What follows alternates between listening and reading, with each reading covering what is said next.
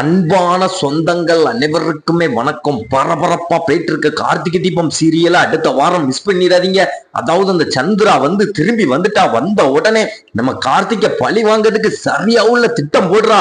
அதாவது பாத்தீங்கன்னா ரேவதிக்கு யாருக்கும் தெரியாம சீக்கிரம் கல்யாணத்தை முடிச்சிடலாம் அப்படின்னு ஒரு பிளான போடுறா.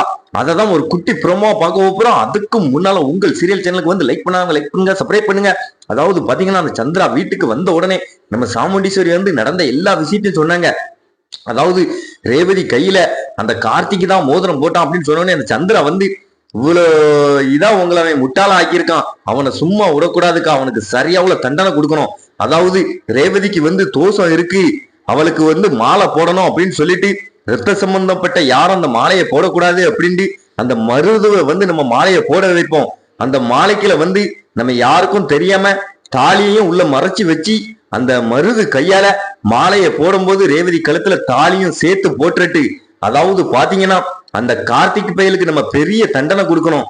ரேவதிக்கு கல்யாணம் முடிஞ்சிட்டு அந்த மருது ஏற்கனவே கழுத்துல தாலி போட்டான் அப்படின்ட்டு நம்ம அந்த கார்த்திக் பயத்தை நிரூபிக்கணும். அதாவது அதான் நமக்கு அவனுக்கு பெரிய கொடுக்க போற பெரிய தண்டனை அப்படின்னு அந்த சந்திரா பெரிய பிளான் போடுறான். ஆனா நம்ம கார்த்திக் இதெல்லாம் கண்டுபிடிச்சு அந்த சந்திராவுக்கு பெரிய ஆப்பைக்க போறாரு. பரபரப்பா போயிட்டு இருக்க எபிசோட அடுத்த வாரம் மிஸ் பண்ணிடாதீங்க. மறக்காம நம்ம சேனலுக்கு லைக் பண்ணுங்க, சப்ஸ்கிரைப் பண்ணுங்க.